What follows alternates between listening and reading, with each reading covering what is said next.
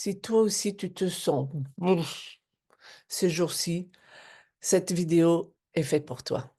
Je voulais vous partager un petit outil qui est super efficace et super simple à mettre en place pour vous sortir de ces marasmes, de ces journées de bofitude. C'est pas exactement merdique, c'est pas exactement dépressif, mais il y a une perte de sens, il y a, juste, l'impression de survivre plutôt que d'exister pleinement et d'avoir le cœur ouvert.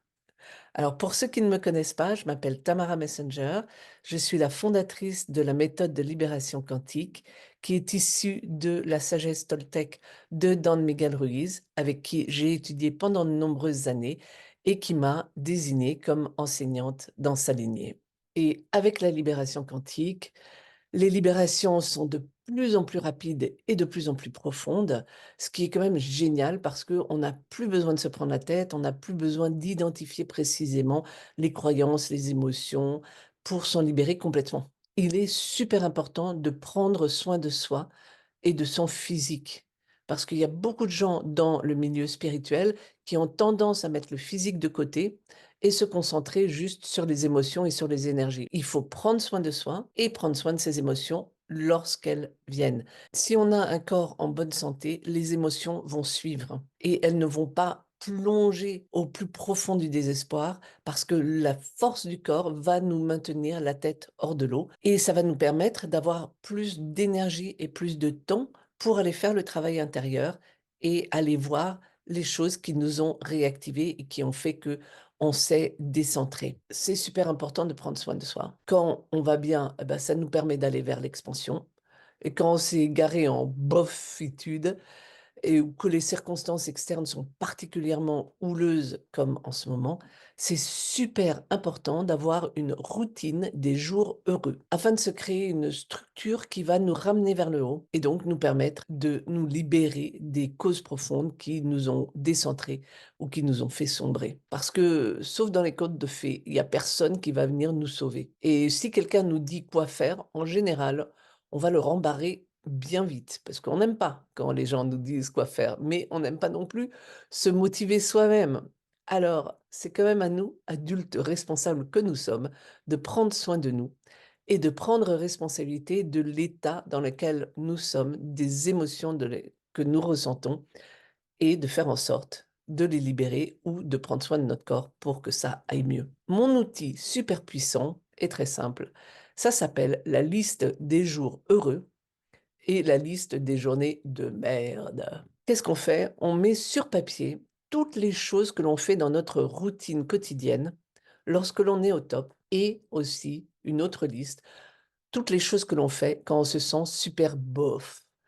Alors, cette liste, évidemment, elle est évolutive. Quand je l'ai commencée il y a quelques années, c'est plus du tout les mêmes choses. Enfin, il y a des trucs de base, genre prendre une douche, mais les autres trucs sont beaucoup plus inspirants qu'avant parce que simplement, je n'étais pas à même de faire toutes ces choses que maintenant je vois la liste et ça fait partie de mon quotidien.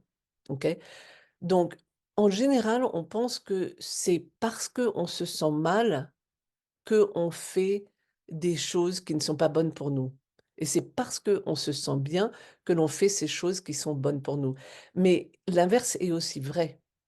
Si tous les jours, on va prendre une douche froide de préférence, on va se promener, on va lire quelque chose d'inspirant, on va être en contact avec des gens inspirants, on va planifier en écoutant son cœur, en faisant attention à manger des choses qui sont bonnes pour nous et qui ne nous dépriment pas, bah, c'est évident que ça va aller mieux que si on va traîner au lit, on va commencer la journée en mangeant plein de sucre, on passe des heures à scroller sur les réseaux sociaux et c'est évident que ces habitudes-là vont nous tirer vers le bas. Donc, le fait d'avoir ces listes sur papier nous permet de prendre plus rapidement conscience lorsque l'on est en train de glisser vers les journées de merde et de se souvenir de ce qui fonctionne pour nous aider à revenir vers le bien-être. Parce qu'on l'a écrit et on se dit: «Ouais, de toute façon, ça va pas marcher». Bah, ouais, mais bon, c'est marqué, «Prendre du matcha parce que ça booste la sérotonine». OK, je vais prendre du matcha. voyez? Et puis petit à petit, on revient vers les bonnes habitudes qui font que, ben, on va commencer à se sentir mieux. Donc même lorsque l'on n'a plus la motivation pour, faire les choses, le fait d'avoir la liste, ça nous fait une petite piqûre de rappel. Donc comme je l'ai mentionné par exemple, pour booster la sérotonine, on peut prendre du matcha ou se promener au soleil. Pour booster la dopamine, on peut prendre de l'acide aminé L-tyrosine ou faire une détox de dopamine le matin, c'est-à-dire pas de réseaux sociaux, pas rien qui va nous exciter le cerveau. Pour l'oxytocine, on peut se planifier de faire des câlins aux gens et on peut même se balader avec une pancarte câlin gratuit. Pour l'endorphine, par exemple, faire un peu de sport, s'inscrire à un club de gym, faire des cours parce qu'on n'a pas la motive pour le faire tout seul, mais au moins on va à un cours, même si c'est que du stretching.